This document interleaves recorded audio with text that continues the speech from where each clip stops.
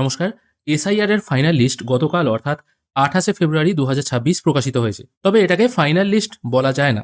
কারণ ফাইনাল বলতে সেটাই বোঝায় যেটা হচ্ছে সর্বশেষ, ওর পর আর কোনো মডিফিকেশনের কাজ হবে না। কিন্তু এখন যে লিস্টটি বেরিয়েছে সেটা কিন্তু ফাইনাল লিস্ট নয়। কারণ এখনও কিন্তু লিস্টটি অসম্পূর্ণ রয়ে গেছে। লিস্টে অনেক ভুলভ্রান্তি রয়ে গেছে। কী করে আগে লিস্ট ডাউনলোড করবেন এবং সেই ভুলভ্রান্তিগুলো যদি থাকে বা কোন কথার কী অর্থ সেটা আগে দেখে নেব। গতকাল লিস্ট বেরোলেও অনেকে সন্ধ্যের দিকে ডাউনলোড করতে পেরেছেন, আবার অনেকে ডাউনলোড করতেই পারেননি। তো লিস্ট কী করে ডাউনলোড করবেন সেটা আগে দেখে নেব।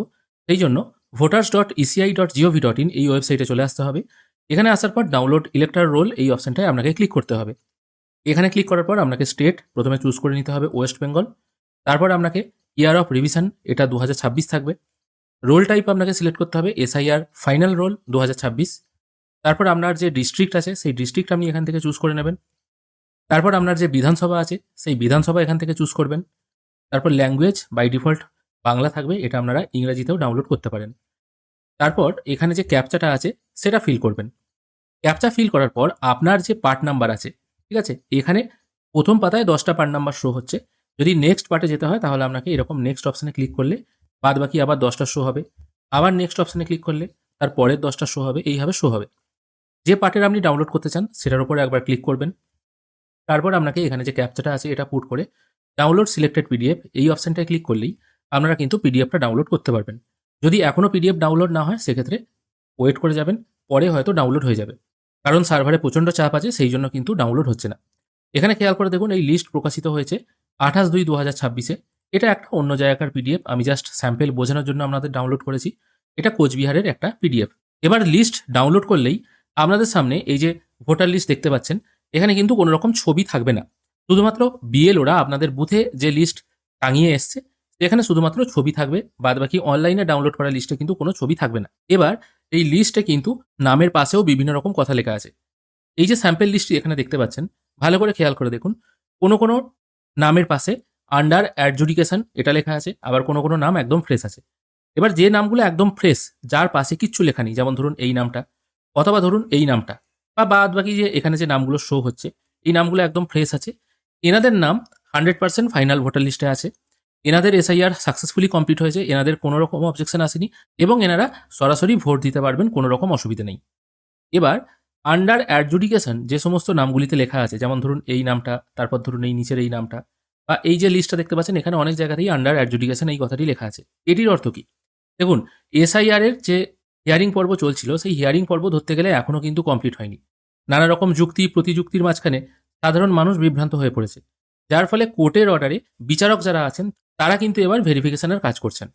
অর্থাৎ আপনি যখন ভোটার লিস্ট ডাউনলোড করবেন বা বিএলওর কাছ থেকে যে লিস্টটি দেখেছেন সেখানে যে সমস্ত নামের পাশে আন্ডার অ্যাডজুডিকেশন এই কথাটি লেখা আছে, তাদের অর্থ হচ্ছে এই নামগুলি কিন্তু এখনও বিচারাধীন আছে। বিচারকরা এই নামগুলিকে এখনও ভেরিফাই করছেন। তাদের মতে 100% ভারতীয় ভোটার বা সঠিক ভোটার নয়। যেহেতু তাদের বিচারাধীন আছে জিনিসটা, তাদের কাছে যদি মনে হয় এই জিনিসটা ঠিকঠাক আছে, তখন আবার যখন নেক্সট লিস্ট বেরোবে বা সেটাই হবে কিন্তু ফাইনাল লিস্ট। যদিও এটাকে ফাইনাল লিস্ট বলা হলেও এর পরেও কিন্তু আর একটা লিস্ট বেরোবে। আমি সেই জন্যই প্রথমেই বললাম ফাইনাল লিস্টের পর তো আর কিছু বেরোয় না, তাহলে এটাকে এইভাবে বার করে কী লাভ হলো? হয়তো দুদিন টাইম নিয়ে আরও কিছুদিন পর ফাইনাল লিস্টটা তৈরি করাই যেতে পারতো। অর্থাৎ দেখা যাচ্ছে এই সমস্ত ব্যক্তিদের কিন্তু নামগুলো বা এনাদের ডকুমেন্টসগুলো এখনও ভেরিফাইয়ের কাজ চলছে। বিচারকরা ভেরিফাই করে যদি মনে করেন এনাদেরকে রাখা যাবে লিস্টে, তাহলে হয়তো এনাদের নাম থাকবে একদম ফাইনাল লিস্টে বা চূড়ান্ত লিস্টে। যদি ওনাদের মনে হয় এই নামগুলি অবৈধ বা এদেশের ভোটার নয়, সেক্ষেত্রে কিন্তু ফাইনাল লিস্টে এই নামগুলো বাদ চলে যাবে। আশা করি আপনাদের জিনিসটা ক্লিয়ার করে বোঝাতে পারলাম। অর্থাৎ আন্ডার অ্যাডজুডিকেশন মানে যে সমস্ত মানুষদের হিয়ারিং অলরেডি হয়ে গেছে, হিয়ারিংয়ের পরেও নামে এরকম সমস্যা এসছে, হয়তো আপনারা সঠিক কাগজ জমা দিয়েছিলেন, তাও কিন্তু আন্ডার অ্যাডজুডিকেশন এই কথা লিখে আপনার নামটা এসছে। এটা কিন্তু হওয়ার কথা নয়। তাই এগুলো বিচারকদের ভেরিফিকেশনের অধীনে আছে। এবার বলতে পারেন তাহলে এরপর আবার কবে লিস্ট বেরোবে? এরপর কবে লিস্ট বেরোবে এটা কিন্তু এখনও বলা যাচ্ছে না। মোটামুটি ভোটের আগে মার্চ মাস নাগাদ লিস্ট বেরোতে পারে, যদিও আজকে মার্চ মাসের 1 তারিখ। কবে বেরোবে অ্যাকচুয়াল কিন্তু বলা যাচ্ছে না। আরও কিছু সমস্যা হচ্ছে, সেটা যেমন এটা নামের পাশে ডিলিটেড লেখা আছে। যারা বেঁচে আছেন, যারা জীবিত আছেন, যাদের হয়তো নতুন ভোটার কার্ড রিসেন্টলি হয়েছে, তাদেরও কিন্তু নামের পাশে এরকম ডিলিটেড কথাটি লেখা আছে। তাহলে এর অর্থ কি? এর অর্থ ওই একই।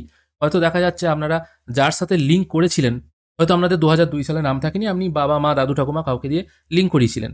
সেক্ষেত্রে ওই লিঙ্কটা ঠিকঠাক হয়নি, যার জন্য এই নামগুলো ডিলিট করে দেওয়া হয়েছে।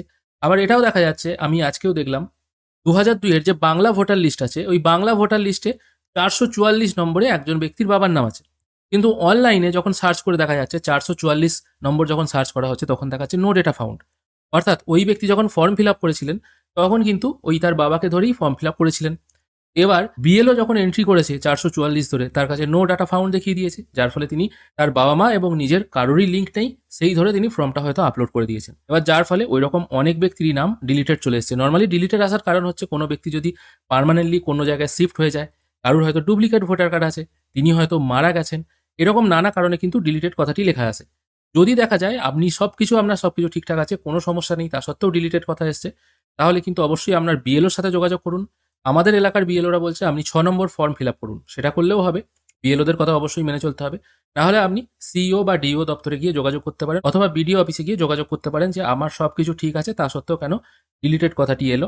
আবারও বলছি, যাদের নামের পাশে কোনো কিছু কথা লেখা নেই, যেমন এই ভোটার বা তার পাশের ভোটারটা, ও নামের পাশে বা নামের ওপর দিয়ে কিছু লেখা নেই, তাদের কোনো রকম সমস্যা নেই, তারা 100% জেনুইন ভোটার। যাদের নামের পাশে ডিলিটেড লেখা আছে, হয়তো তিনি জীবিত আছেন, তা সত্ত্বেও ডিলিটেড লেখা আছে, তারা অফিসে যোগাযোগ করবেন। আর যাদের নামের পাশে আন্ডার অ্যাডজুডিকেশন কথাটি লেখা আছে, তাদের কিছু করতে হবে না, তাদের আপাতত ওয়েট করতে হবে, সেটা সম্পূর্ণ ভেরিফিকেশনের ওপর নির্ভর করছে।